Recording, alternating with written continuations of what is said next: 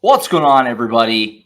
It's that time again. It's a Sooners Illustrated podcast, episode 45 on this Thursday, December 21st, 2023. Josh Callaway, Collin Kendi with you on a Thursday, recapping National Signing Day. Obviously, a very, very busy day for people of Collin's ilk on the recruiting side of things. Busy for us, too. Also, we were down in Norman with Brent Venables and kind of recapping the day and getting everything up. But CK was all over it all day long, recruiting profiles for every guy that signed, all 27 of them. They're on the site right now.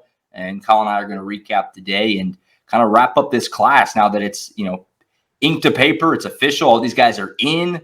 No drama, really. All 27 are in-house, and they'll be at Oklahoma before too long. At least most of them will be in just the next, obviously, few weeks, month or so. Collin, let's start there with the fact that all 27 guys are in. Obviously, Sooners Illustrated didn't exist last year, but OU fans remember, and obviously you were around certainly, and I was covering the team at a different place, the insanity of the Peyton Bowen situation. And usually there's lots of drama on signing day, lots of craziness, and there certainly was around the country, but not in Norman, Oklahoma. All 27 guys were in by about 11 a.m. The only thing was Taylor Tatum waited a little bit longer than most people would have liked. But other than that, all guys are in, very little drama. Can't ask for much more, really, if you're Oklahoma, right? I think we all know. I was living in Tennessee at the time that everything that took place with Oklahoma's previous signing class went down, and it was the talk of the entire country. Yeah. With the Peyton Bowen saga and all of that. And so for someone like me who slept at approximately 0 hours the night before signing day, I was sitting there as soon as the letters of intent started coming in. I think it was like 5 a.m. because Daniel Akinkunmi, I had to be sure I was firing all cylinders at 4:30 in the morning because it was 10:30 in England, right? And that's when he was having his signing day. So I bring that up to basically say it was an early start, and if there was going to be chaos, it was going to wear. Yeah, everyone, Oklahoma fans, the beat. I think we were all sort of praying for a seamless transition for these guys because the storylines were cool to follow last year, but I also think there's a lot of PTSD flowing around these parts. And so I think, look, for the drama of the day to be Taylor Tatum and for me to be on the phone with a source around Taylor Tatum and then tell that source, okay, never mind, he just sent in his paperwork, and that guy being like, okay, good. That should track.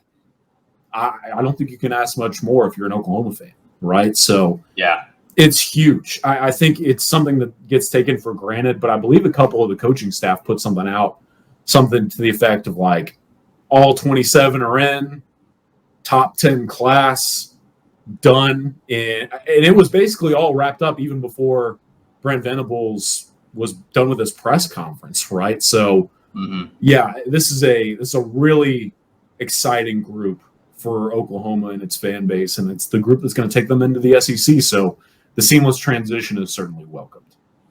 Yeah, it was indicative of the Venables era so far on the recruiting side of things. They obviously a lot was made when he first got the job that he wasn't going to allow guys to take visits, after they've been committed and things like that, and that caught a lot of attention nationally and certainly among OU fans and things like that.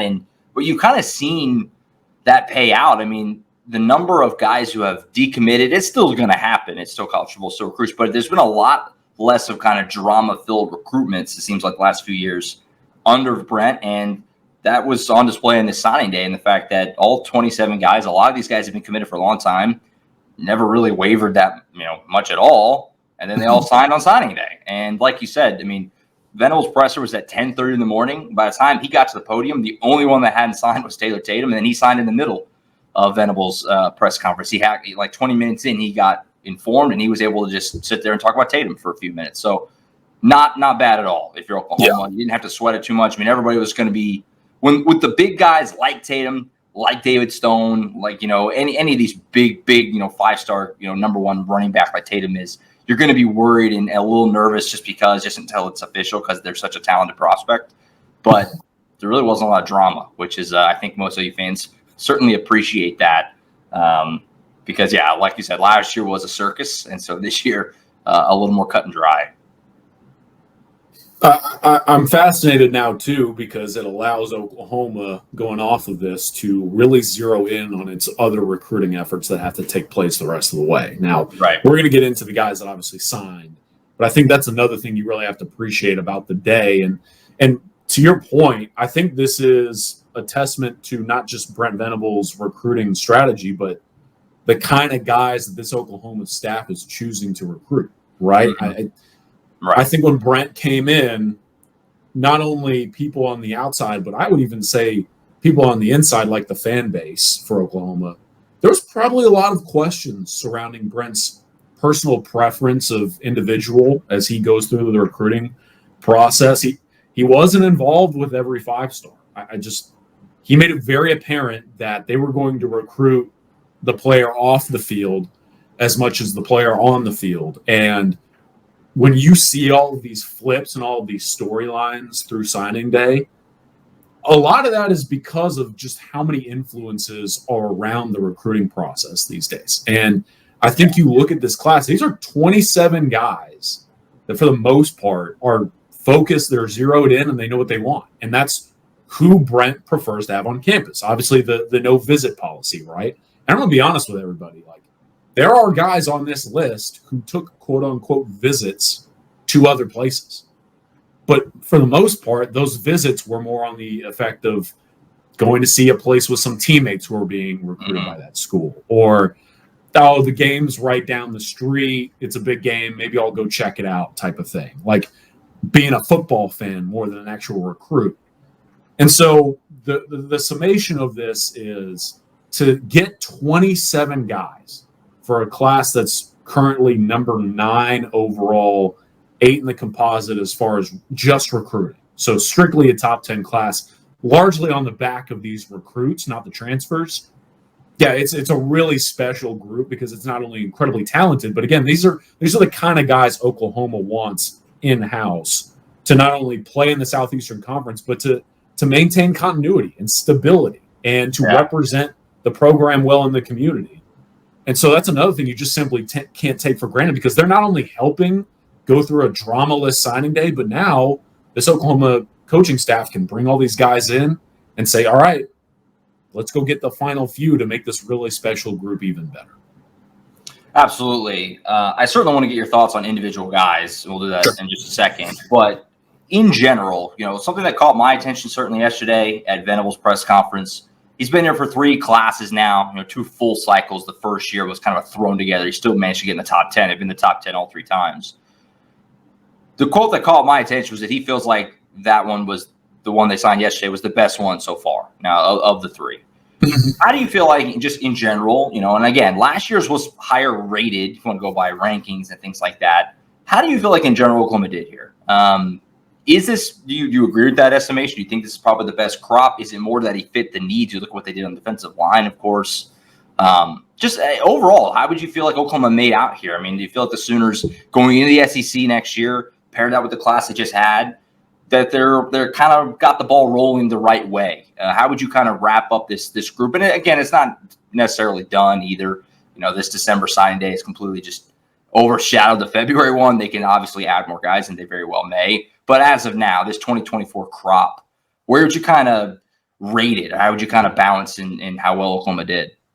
I think last year's group had more flash because of the Jackson Arnolds and the Peyton Bowens and then the PJ Adebolares.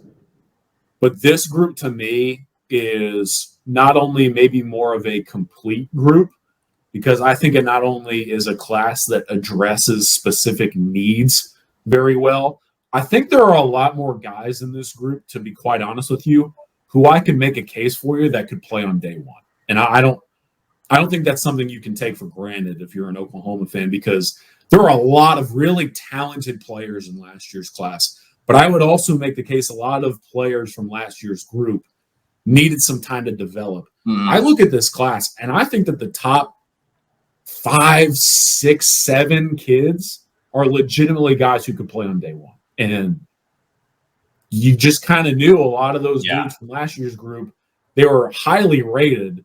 But another thing to consider as far as the rankings are concerned, a lot of those rankings are based on NFL draft long-term projections. So rankings factor in things like what is your future going to look like, not the immediate production. Sure. And I think that when you look at individuals in this class who we'll talk about, like I seriously do believe there are a number of players, not just at the top, but throughout this class, because of what they're good at and their skill set plus fit and at positions of need. Like there's a lot of these dudes coming in who can play early on, in my opinion. And I think that's why Brent, I agree with him wholeheartedly. Like this is the best class that they signed because ahead of the Southeastern Conference move, they went and got dudes at position groups of need who can address those needs right away. And you're not worried about them either. Like you're not worried about them handling the responsibilities of that ask on and off the field. So overall, man, it's a really special and complete group. And in a time frame where it was more pivotal than ever that you signed an impact class, they went out and got that done. And I think you're going to feel the effects of that right away. It's a balanced class, obviously 27 guys, 14 offense, 13 defense. Obviously can't do much better than that. Offensively first, what are some guys here that your overall thoughts, I guess, on how they made out offensively, but then also maybe some guys that stick out to you as, like you're kind of referring to, day one possible contributors. Obviously, I think a lot of eyes immediately go to a lot of those offensive line guys, considering everything they've lost. Where do your eyes go right away when you look at the offensive group as far as I could see that guy making an impact right away? And then just generally, who are some of your favorites here on the offensive side? Yeah, so I sent in a little video for our National Signing Day show at 24/7 Sports. You can watch the full thing on the 24/7 Sports YouTube channel. But my little video hit that led off the discussion on the show about Oklahoma's class, I said two things. This whole group is about shoring up the offensive and defensive lines of scrimmage ahead of a move to the SEC. And then number two, getting Jackson Arnold more help and even further plethora of weapons as he takes over the starting gig. And I think the storylines on the offensive side of the ball, to me, everyone's going to look at the offensive line guys, right? Whether you really like them, maybe there are some fans out there who don't.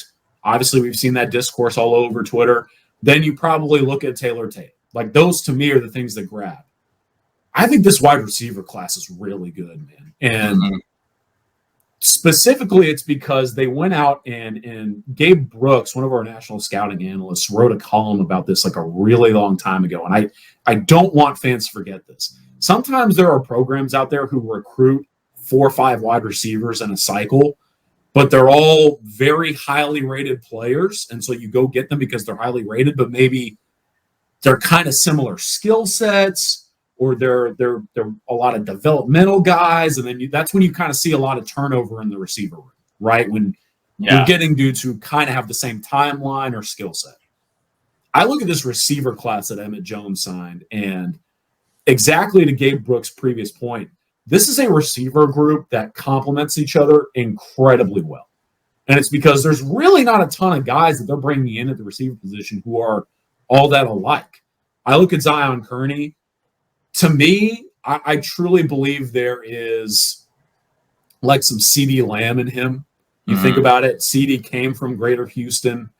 Zion's about 6'2", already 210 pounds. CD was much leaner, but I think Zion can stretch the field. I think he can create after the catch. He, to me, is like your wide receiver one. You went and got your WR1.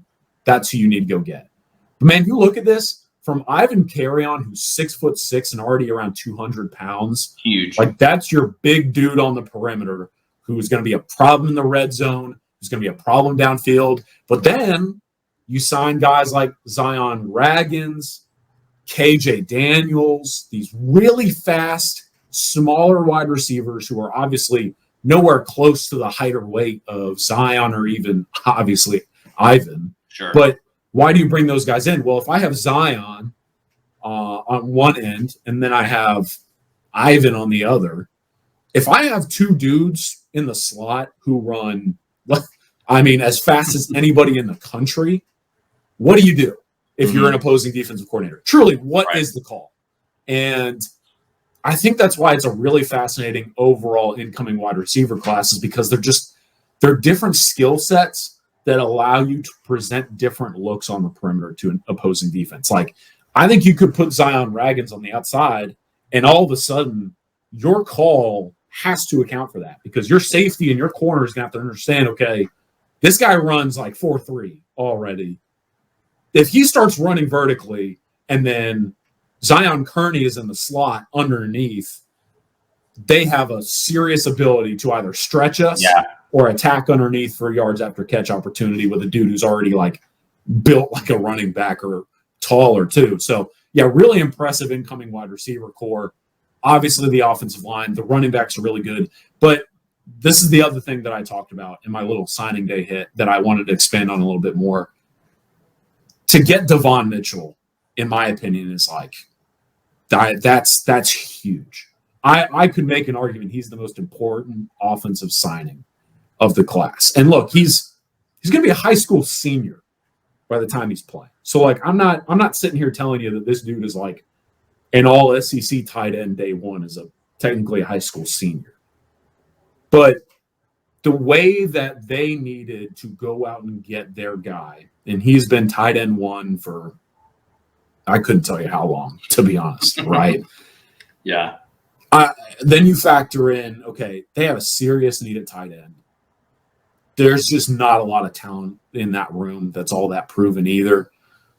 Devon Mitchell is your only tight end signee. And when you have Seth Luttrell and Joe John Finley taking over as offensive coordinator and co-offensive coordinator, you know there's going to be greater emphasis placed on that position. And yeah, they're bringing in Bauer Sharp, but Bauer is going to have to adjust to this level as well. And I think Bauer does some different things than Devon. But I said it on a YouTube show at 24/7 Sports headquarters months ago. Like Devon Mitchell was tight end one for them upon multiple classes, even when he was a 2025 kid. Right. That was the guy they wanted, and they got him. And Devon Mitchell is probably the most likely candidate to play right away because who else is going to in that tight end room? I was going to ask you, how realistic is it? Because we talked about it a little bit last week, Tom and I, about, because they added Bauer Sharp, obviously, like you mentioned, from Southeast Louisiana. You get Caden Helms healthy, presumably, hopefully, obviously. Cade McIntyre, year 2 for him. How realistic is it that Devon Mitchell could be starting tight end, week 1 next year? Because like you said, he is technically a high school senior in terms of age. Seems like asking a lot, but obviously you look at the guy, he's a behemoth, he's a monster. We both think the world of him, as for NFL aspirations and things like that.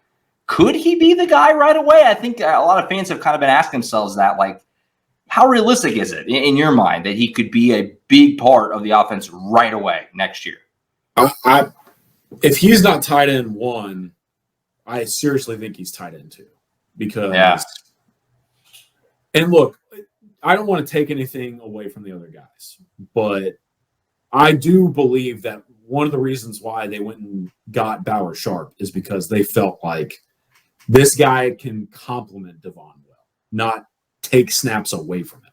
Mm-hmm. And if Oklahoma going into the SEC wants to run more 12 personnel, so for those at home, that's 1 running back, 2 tight ends, who else are you putting out there? Especially when you think about the fact that 12 personnel typically would require you to have a tight end with his hand in the dirt. I don't know a lot of other tight ends on Oklahoma's roster next year who are built like Devon already. I mean, he's currently listed, guys. He's going to be a high school senior, and he's listed at 6'4", 245 pounds. I mean, he's damn near 250 as a junior in high school. What the hell are we talking about? And Josh, we were at the camp that over the summer, and I'll never forget it. You looked over at me, and you were like, that dude already looks like he's in the NFL. Yeah, he's bigger than Joe John Finley now, and I know Joe John hasn't played in a little while, but that's a grown man. We're talking about a high school kid. He's bigger than him now. He was bigger. I'll never forget it. When he was still in Texas, and I went and saw him as like a sophomore, he was bigger than seniors at Allen High School. I do not know how that happens. So, but then the other part of this too is like Devon is a very intriguing and more complete skill set than I think a lot of people give him credit for. And like, guys, he is ranked 167 in the country for a recruit in the senior class who shouldn't even be there. Like he should not be in the senior rankings. And he's top Right. 175. Do you know how good of a player you have to be in the top 175? I mean, I think Devon Mitchell at the very least is your tight end 2 next year. I don't know of a way he just sits out. And I think again, that's a big reason why he's not only the guy they wanted to sign, but he's the only recruit that they signed. Right. So I really do think Devon Mitchell, in my opinion, is like, if you want to make an offensive MVP case, yes, it's probably Taylor Tatum, but I can make an argument for Devon Mitchell, no problem. Right. What about the quarterbacks? Obviously, it's a weird room going into next year because Jackson Arnold is obviously your guy, and aspirations couldn't be higher for him. But then it's, you bring in Hawkins and Zerbrug, Davis Bevel, General Booty are still there. They're not going anywhere. Do you imagine Michael Hawkins could be the backup next year? Do you think it'll be Davis Bevel? I'm kind of curious how that kind of hierarchy shakes out, because obviously Michael Hawkins had a phenomenal senior year of high school, and I think a lot of people are kind of resetting their expectations on where he could fit in down the road. Because I think coming into the year back in the summer, it was kind of almost a given that it'll be Arnold. He'll hand it off to Sperry, and Hawkins may just not have an opportunity to play. But man, the year he had, and every time I've never seen him play in person, but every time I see highlights on Twitter or whatever, it looks pretty dang good.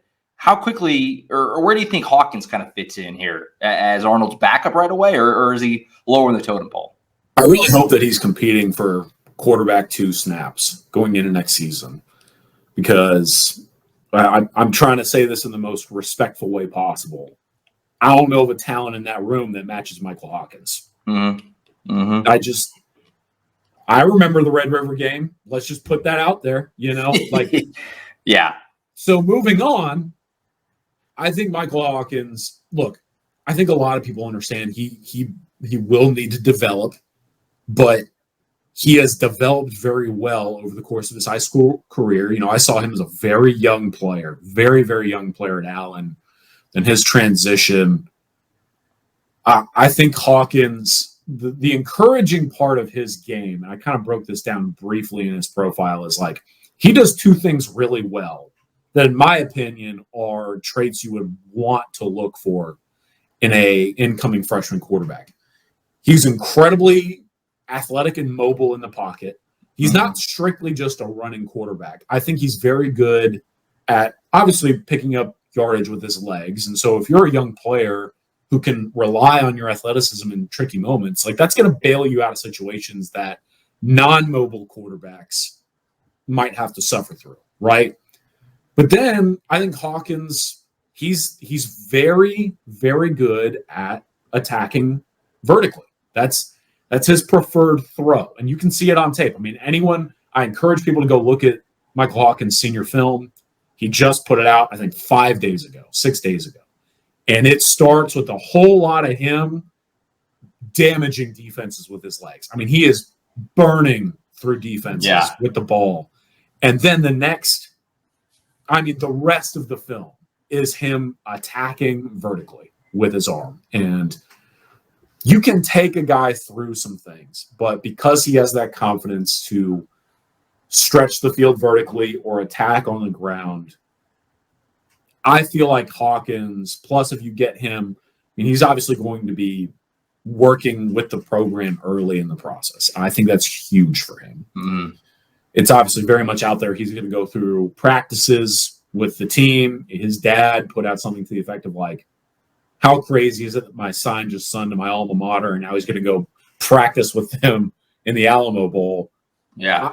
I could make you an argument. Like, I'll probably write something to the effect of this as far as like some of the guys who are enrolling early, but like of anyone who can benefit the most from enrolling early, I think Michael Hawkins has a case, because he's probably not only your quarterback 2 going into next year, capitalizing on that early enrollee, but like if he enrolls early and builds his game up ahead of schedule, he's seriously competing for the job after Jackson Arnold leaves.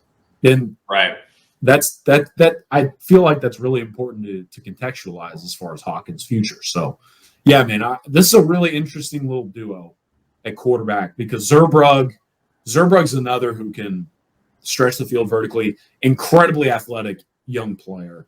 I think he's got a lot of other stuff he's going to have to polish up.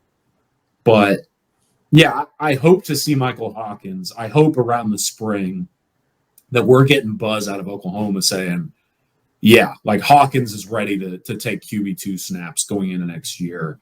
And I think he has the mentality ready to attack that ask. It's fascinating, just dynamic with that quarterback room. Because obviously a year from now, we're talking about Kevin Sperry signing and being in there too. And it's just kind of how does it all shake out with all these guys? I mean, there will be, if barring transfers or anything like that, there will be a season where all three guys are there. And who knows how it shakes out after that. Obviously, presumably, Jackson Arnold has 2 great years and he moves on the NFL.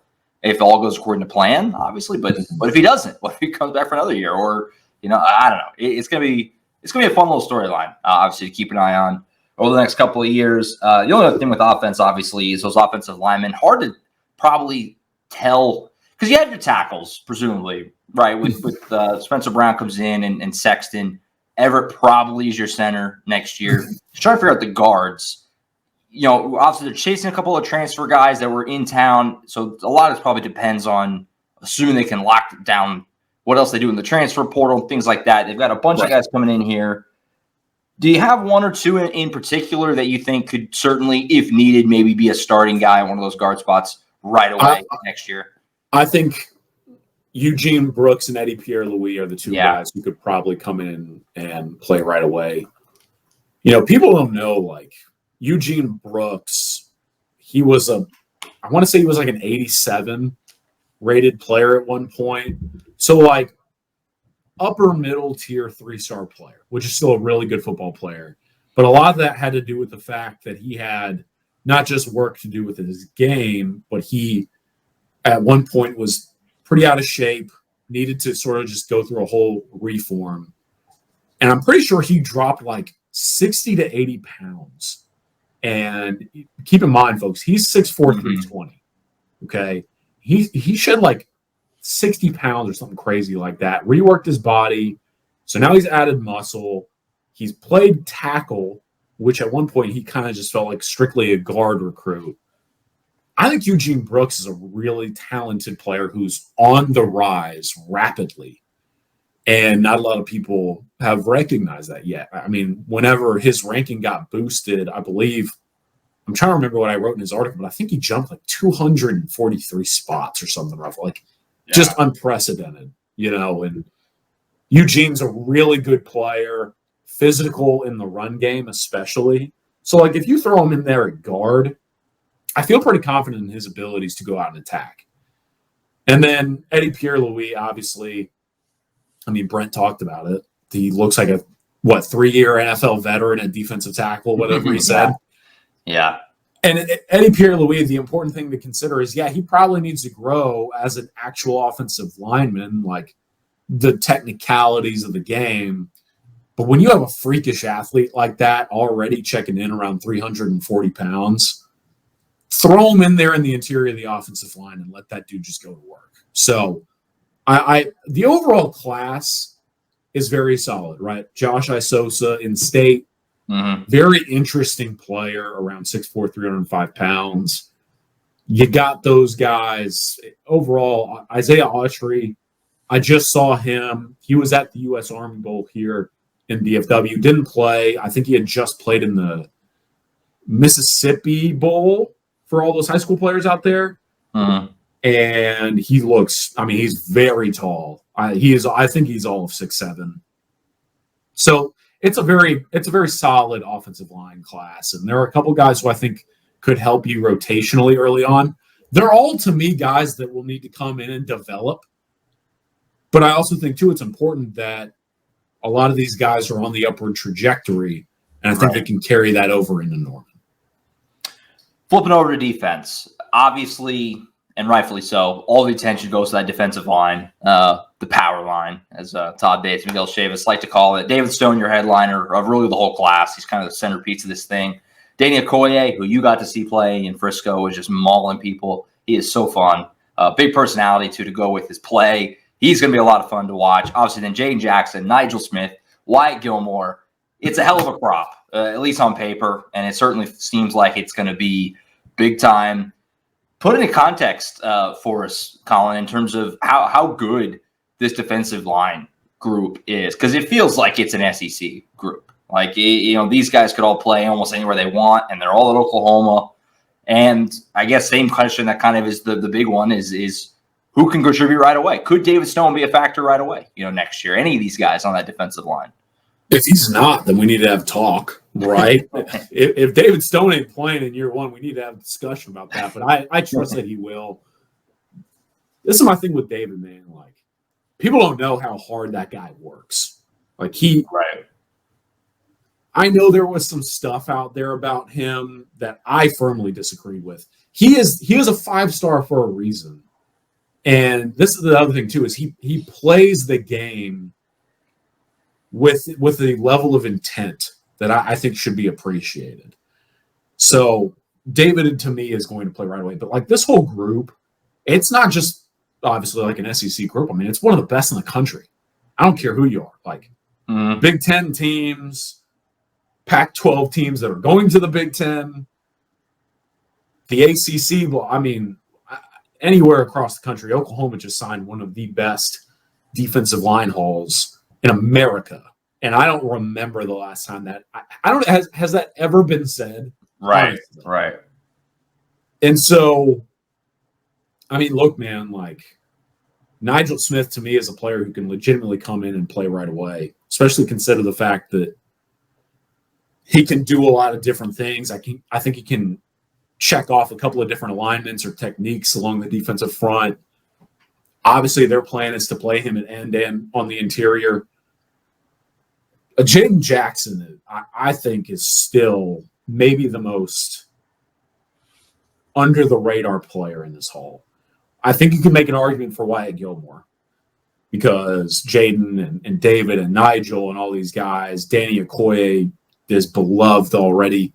Gilmore certainly deserves his due. I think that guy's going to be really good. But Jaden, I think, is someone who can also play on the interior of the defensive line right away. And I don't think you can take that for granted. Okoye is going to be really good, man.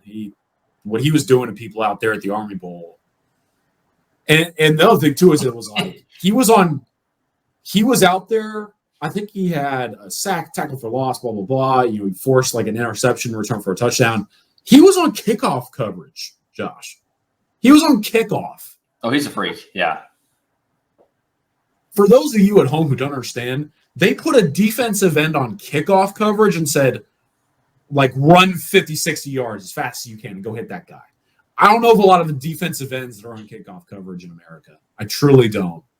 So Okoye is, I mean, a monster athletically. And if they can bring him in and continue to build him up, I mean, the sky's the limit. He feels like, to me, one of the dudes in this class that has the highest ceiling of a lot of dudes when you look at just the natural, what he's bringing to the table. And at the end of the day, man, the thing that we have to hit as we kind of put the bow on the defensive line class, like every single player is ranked a 4-star or higher. Every single player. There you go. Yeah. There are a lot of 3-star defensive linemen that were coming into the program and JUCO guys, and there is nothing wrong with 3-star players, folks. 3-star players are elite high school football players. That just shows you how much better these guys are on paper. To sign every single one and have all of them be 4 stars plus a 5, special times coming into Norman as far as the defensive line. I could be wrong, too. I'm pretty confident trying to just remember back. I've checked some snap counts and things like that. But I want to say Oklahoma will use Trace Ford on kickoff coverage sometimes, too. So Okoye might get a chance to do that at OU a little bit, too. He's insane. Yeah. He's fun to watch, big personality, like I said. Him and Stone, and it's a really fun group, both on the field and off. And so excited to be what they could become in Norman very, very soon. Do you mind if I put like a quick story in here? You know, like everyone knows the big personality that Okoye is, Stone is, and like I think a lot of people are getting to know these guys on the defensive line. Nigel is another one who's constantly like, he's a very outspoken individual and he's very mature. Mm-hmm. I don't think people know how like awesome Jaden Jackson is either. You know, like David was telling me a story when I went out there to go see him in Nashville. They were playing Lipscomb Academy, a really good team, like really, really good team. Right. That was week 0 of the season. And David was telling me a story. He had like a nagging ankle injury, and it started to flare up during that Lipscomb game. And Jaden Jackson is on the field. They're like in the middle of a drive where they're going at it with Lipscomb. And Lipscomb has this guard, Chauncey Gooden, that Oklahoma is recruiting. And that kid is already, I believe, like 350 pounds. He's huge. So, like, those dudes on the inside for IMG, we're facing a Power 5 offensive lineman who's being pursued by Tennessee, Oklahoma, blah, blah, blah. And Jaden looks over at David. It's like David's feeling it. And David said he looked over and he was like, hey, do you want to switch sides on the interior so you can get your get-off foot is the opposite foot of the ankle that's hurting you? Because they were running tackle stunts and all of that. And so Jaden was like, yo, flip me so that way you're not getting off of your ankle. You can just go off the good foot on this drive. And I was like, that's awesome. You know what I mean? Like that, the headiness of Jaden to be like, yo, flip me right now. I really like Jaden Jackson, man. He's going to be a really fun player. That chemistry of those two also, like just whenever they eventually line up together at the stadium like that, they have so much camaraderie already. Obviously, like you just said with that story, they're going to do special things. And and you mix in, obviously, PJ is an absolute alien. Obviously, he's not normal. He's around, going to continue to develop him. Scary. It's a lot to be excited about. It is. It's a lot to be excited about. I did want to give you a shot, though. I know I'm putting you on the spot, but we're wrapping up here, and we just touch on both sides. Are there any guys in this class that you're really excited about? I'm curious because, obviously, I'm in the trenches with recruiting and everything. Yeah. Josh, you're dialed into recruiting, but we never go back and forth. So is there anyone in this group that you wanted to kind of give like, hey, these are my guys in the class? Yeah, I mean, I love to do some real diamonds in the rough. I love Okoye. I think he's going to be awesome. I'm really excited to see it. It's funny because I'm trying not to just do the first name thing, but he reminds me of Stutzman at a different position, both in terms of like you saw Danny Stutzman do the Texas speech. I could totally see Okoye doing that same thing in a couple of years. He's going to be beloved in Norman quickly. He is so much fun and physical, and I'm excited. The possibility of him and PJ on the edges is just that's nightmare fuel for quarterbacks. As far as other guys on offense, man, I love Devon Mitchell. I've spoke, I will also the baseball in me with Taylor Tatum. I really hope he can just really excel at both. Him and James Nesta both. Brent Venables was very complimentary of Skip Johnson in the baseball program yesterday, talking about he said straight up, I don't think we get either guy if not for our baseball program being up and running and elite and Skip Johnson helping out. Like we just wouldn't have got these guys. And so it's true too. Baseball in me, I'm very partial to both those guys because I really want them both to excel in both because that would just be a lot of fun. That would just be a lot of fun. And speaking of Nesta, and obviously all these secondary guys, obviously Nesta's the only linebacker official, which is seems anti-Venables because he's such a linebacker guy. But they have so many guys on the team now, and you brought Stutzman back. Tons of guys in the secondary. It's a loaded group. Obviously, Boganowski, what do you call him? Obviously, kind of maybe going to play that cheetah, but goes into DB. Eli Bowen, Jaden Hardy, Devin Jordan, Jeremiah Newcomb, Reggie Powers. Trying to make sure I don't miss anybody. I mean, just a loaded group. Yeah. Overall, for what Brandon Hall and Jay Valai did in this crop, because there seems like a lot of dudes who are going to be big time here soon. And I'll tell you this too, like it's kind of funny. Like Nesta's kind of a part of that. I don't think people know this, but like, they told Nesta if you want to play cheetah, like we'll figure that out. And I look at this class to kind of put the bow on the defensive side of the ball. Reggie Powers and Michael Boganowski, I think those are Brent Venables guys. Like they just feel like Brent Venables players. The way that they can play 3 to 5 positions on the field. I mean, I can make an argument for you that Powers is going to play cheetah. He can play safety. He can play weak side linebacker if you need him to. Boganowski's going to play safety. He can play cheetah. He can play linebacker. Those feel kind of like those chess pieces that Brent Venables wants. Because the thing that Brent really wants to get to is that multiplicity style. Like Nesta can play edge. He can play cheetah. He can play linebacker. Boganowski and Powers, linebacker, cheetah, safety. Now, Boganowski's going to come into the program as a safety, and Powers is going to play cheetah out of the gate, and then Nesta is going to be linebacker. But those dudes are going to be able to play multiplicity positions. But it goes beyond this too, because I look at these guys. Jaden Hardy can play corner and safety. I think he's a safety, but he played corner this year at Louisville. Right. Then you got Devon Jordan. I think he can play corner. I think he can play safety. A lot of these dudes, man. I think Michael Patterson could play cheetah if you wanted him to, as well as safety. Right. Even though he's a little bit lighter, I think he could play a nickel defender type. Mm-hmm. But then, kind of the last thing I'll say is, I think Jeremiah Newcomb, because he was the first one to commit to this class. So long ago. Feels like forever ago. So long ago. There's a reason why Arizona State went all in trying to flip him at the last second. So for those of you who don't know at home, or maybe you stumbled upon this channel for the first time and you don't have Twitter or something, I don't know. I do really believe it's important to understand Newcomb was the very first player to commit to Oklahoma. So he kind of showed hey, this is my loyalty to the program. Mm-hmm. And I want to say 5 or 6 days before signing day, Arizona State sent every single coach on staff except one who I believe missed because he was out recruiting someone else.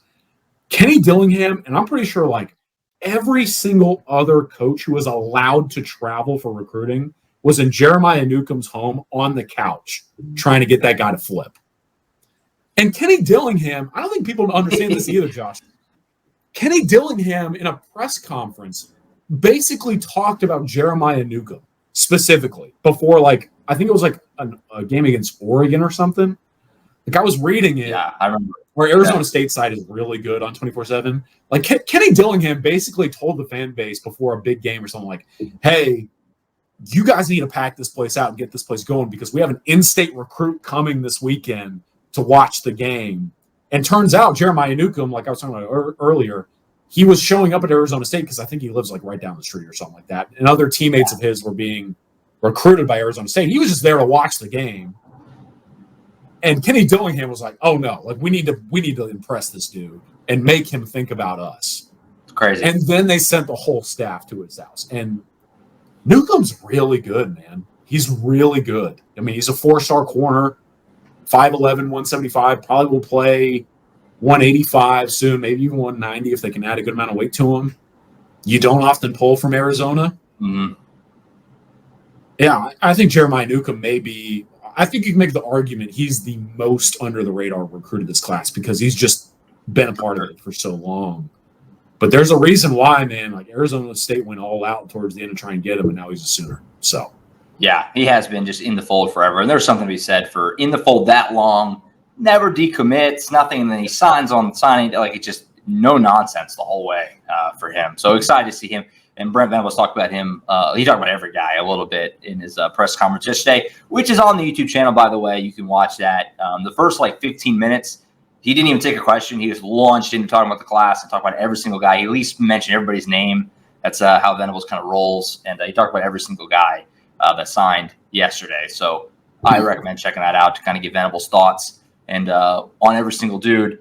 To wrap up, we want to make sure we get some shine here to the PWOs of this crop because Oklahoma guys. He's got some guys here. Obviously, Amy Bass is the big one. Most people know. Unfortunately, had the injury in the state title game. Going to be out a while, probably maybe all next year. I don't know. I guess it depends on the severity. But he's going to miss some time, obviously. But there are other guys outside of Bass that can make an impact. And obviously, most Oklahoma fans should know by now. I mean, Drake Stoops, walk on. Gavin Freeman, walk on. Tyree Walker, walk on.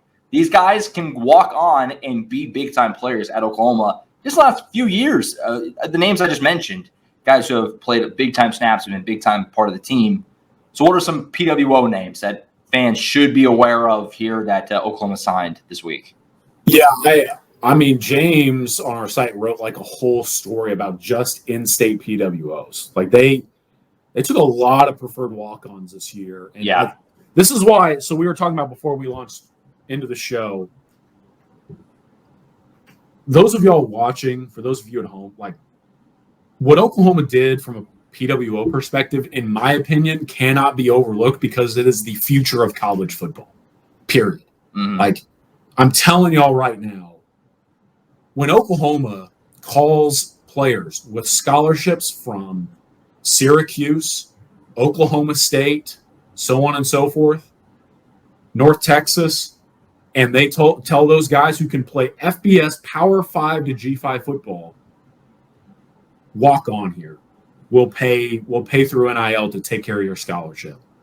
And they get dudes who could legitimately have taken scholarships that places you have been playing against. Yeah. Okay. That's huge. I mean, it's huge. And I think Andy Bass is the crown jewel. I hate it for him that he got hurt in the state championship game trying to win a title for his team and his friends. He also had told me too, like, he was going to enroll early and start working right away as a PWO with the program, start working towards his multiple usage, right? We know Oklahoma told him, like, you're going to play running back, you're going to play wide receiver, you're going to play wildcat quarterback, you can work on special teams, blah, blah, blah. Mm-hmm. I hate it for him. But, like, man, Andy Bass could have played Power 5 football elsewhere. And he's walking on at Oklahoma. But the NIL usage is benefiting Oklahoma because they are now signing players who could have played elsewhere through this avenue. Bergen Kaiser is another. I believe he had an Oklahoma State offer, maybe a couple other G5 offers, and he says, no, I'm going to walk on and join that OU defensive lineman. And we got you. Jacob Jordan, wide receiver out of Southlake, one of the most productive players in the state of Texas at wide out at a storied program like Southlake Carroll. Jacob Jordan was supposed to play in the U.S. Army Bowl with Okoye and Michael Boganowski and Isaiah Autry. Like, PWO for OU got an invite to an All-American game. I don't know what to say, man. But he wasn't able to play. He had like a mixed up ankle. He's going to be fine. He's another one, man, that just, like, he wanted to play at OU. He could have played at North Texas. He could have played at other G5 programs. I believe he had an offer from, like, Incarnate Word, which is a really good program. They roll people. And Jacob Jordan's going to go play at Oklahoma. Liam Evans to get us out of here. I think you got to talk about him as far as PWOs because, I mean, he's – what is he, like the number one kicker in the state and top 10 nationally or something to that effect, Josh? You might know more than me, but he's got a boot. That's what I know. I mean, he's making like 50-yarders in high school, which you just don't see easy at all. Yeah, easy. And we were talking about this too before we went and recorded. When you miss out on 2 transfer portal kickers who go to Arkansas and Penn State, Liam Evans is huge. I mean, that dude, yes, he is a preferred walk-on kicker. Mm-hmm. Is he legitimately fighting for a starting kicking opportunity going into next year as a freshman? I mean, this is my thing, and I wish I knew more about the whole special team space. But the last time I remember Oklahoma signing a player like that was like Austin Cyber, you know?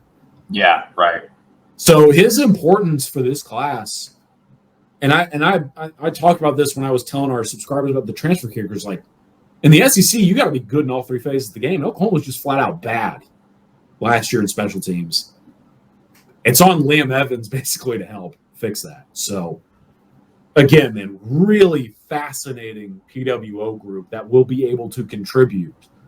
And I think it's sort of indicative of where we are in college football and the way Oklahoma is capitalizing on the space in its future. Absolutely. I mean, you figure the way that last year, went, obviously that kicking job is probably up for grabs. And like you said, they didn't land one of those transfers that they were chasing.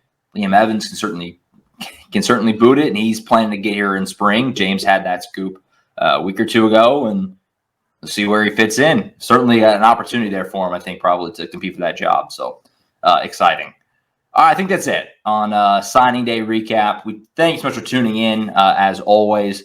Again, on the site yesterday, Collin had a million pieces of content. Tom had a bunch of content. James had a bunch of content. These guys were all over it. So it's all obviously still there. It's not going anywhere. If you want to recap sign day, learn about every single guy individually, they're all there on the site. Tons of great stuff. Also hear from Brent Venables, like I said, both on the site and on the YouTube channel. His entire press conference is on there. So lots of content yesterday from signing day. You can go check it all out. It's still there. Not going anywhere. No show on Monday. That is this thing called Christmas. So we will hold off on the Monday podcast I think Tom James and I are planning to maybe do an in-person show in San Antonio on maybe Wednesday. I don't know. Just keep an eye out for it. It's going to be a little touch and go when we're down there, kind of figuring out what we can pull off. But we'll have another show before the Alamo Bowl to preview that game next week. Keep an eye out for it, probably Wednesday. So keep an eye out for that. That's it for now. We'll see you back next week. Collin, man, appreciate you as always. Have a good holiday. We'll catch up with you here. Who knows when? The schedule is really funky with the Alamo Bowl, but we'll catch up with you here before too long. Hey, folks, I believe you can still get 60% off. I think so, yes. 50% off, something to that effect. Yeah. We're running like a holiday deal, signing day deal type of special across 24/7 Sports. I would encourage you to sign up or maybe even get it as a gift, a last-minute gift there you go. for someone out there, because it takes you a little lickety-split, and all of a sudden you're taken care of for the holidays, whether you're trying to get someone a last-minute Paramount Plus subscription comes along with it. Bam. It's an incredible value and a great way to bail yourself out if you didn't get somebody a gift that's an Oklahoma fan. So go sign up. Merry Christmas in advance, everybody. We appreciate y'all. It's been a lot of fun as we round out basically the year. So happy holidays, Merry Christmas, and I'll see y'all next time.